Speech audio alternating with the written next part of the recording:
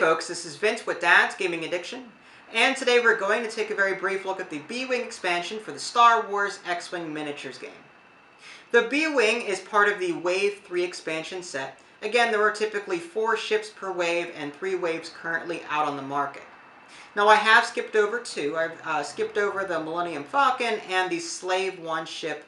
Rest assured I'll get to those when I have more time. So with that being said, let's take a look at the B-Wing and see what it's all about.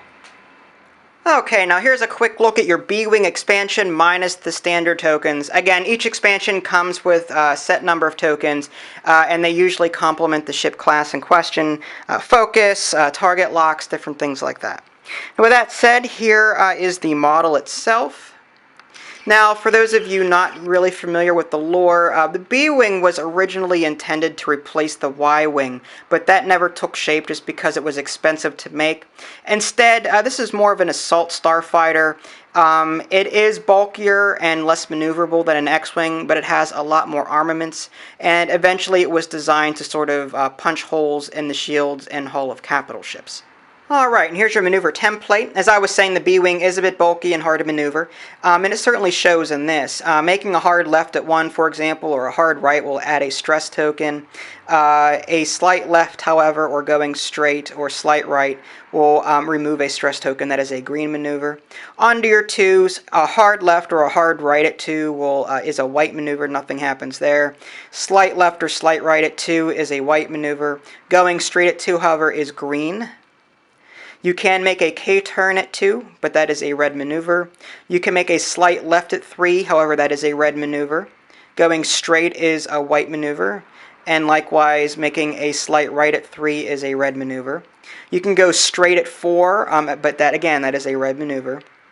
And that actually concludes the maneuver dial. You can't really go very far with this thing, and a number of them will add stress tokens, so you got to be careful with how you maneuver this particular ship. The B-Wing expansion sports a total of 4 of these pilot cards. The base stats are the same across the board: attack 3, defense or agility 1, hull value 3, and shields of 5.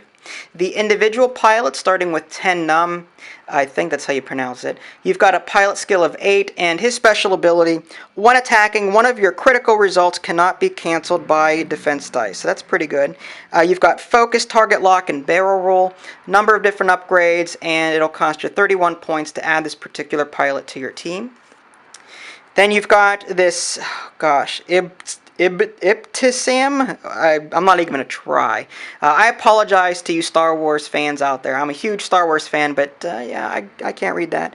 B-Wing, pilot skill of 6. The special ability: when attacking or defending, if you have at least 1 stress token, you may re-roll 1 of your dice. That's pretty interesting. So that actually gives them a reason to have a stress token. Not that having a stress token is generally a good thing, but that at least sort of compensates for the lack of maneuverability that B-Wings tend to have. Again, standard actions: focus, target lock, barrel roll, number of upgrades, and you've got 28 points down here. Finally, you've got your 2 no-named pilots. You've got your Dagger Squadron pilot, no special ability. Pilot skill of 4, standard actions, upgrades, points 24. Finally, Blue Squadron pilot, no special ability, 2 pilot skill, standard action, standard upgrades, point value of 22. Finally, you have your upgrade cards. There are a total of 5 to look at. Some of them we've seen before. The Proton Torpedoes is pretty standard by this point. That allows you to roll 4 attack dice. The range is 2 to 3. Attack, target lock, spend your target lock and discard this card to perform this action. You may change one of your focus results to a critical hit. That has a cost of 4. Advanced Proton Torpedoes, that allows you to roll 5 attack dice, must be fired at range 1. Attack, target lock, spend your target lock and discard this card to perform this attack. You may change up to 3 of your blank results to focus results. This is great if you have a focus token already. That requires 6 points to add this to a particular ship. Fire control system, this is new. After you perform an attack, you may acquire a target lock on the defender. That's pretty interesting.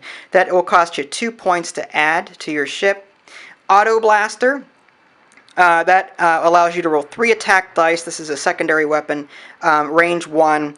Attack, this is, instead of an action, this is an attack. Attack 1 ship. Your hit result cannot be canceled by defense dice. Note that that doesn't mention anything about evade tokens, and that's where this comes into play. The defender may cancel critical results before hit results. To add that to your ship, you'll need 5 points. Finally, you have your ion cannon. We've covered the ion token before, but I've got it here just to quickly go over it. That's also an attack, allows you to fire 3 attack dice, or roll 3 attack dice, range 1 to 3. If the attack hits, the defender suffers 1 damage and receives 1 ion token. Then cancel all dice results. That's worth 3 upgrade points.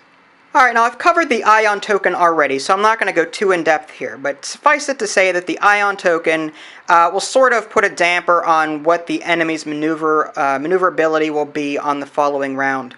Whenever an ion token is on an enemy's ship, during the planning phase, the owner does not assign a maneuver dial to the ship. During the activation phase, the owner moves the ship as if it were assigned a white 1 ahead maneuver. After executing this maneuver, remove all ion tokens from the ship. It may perform actions as normal. Combat phase, the ship may attack as normal. And there you have it, a very brief look at the B-Wing expansion. As always, you can check out my reviews of this game at www.dadsgamingaddiction.com, or you can click on the links in the below description. That'll take you there as well. This is Vince. Thanks for watching, and I'll catch you next time.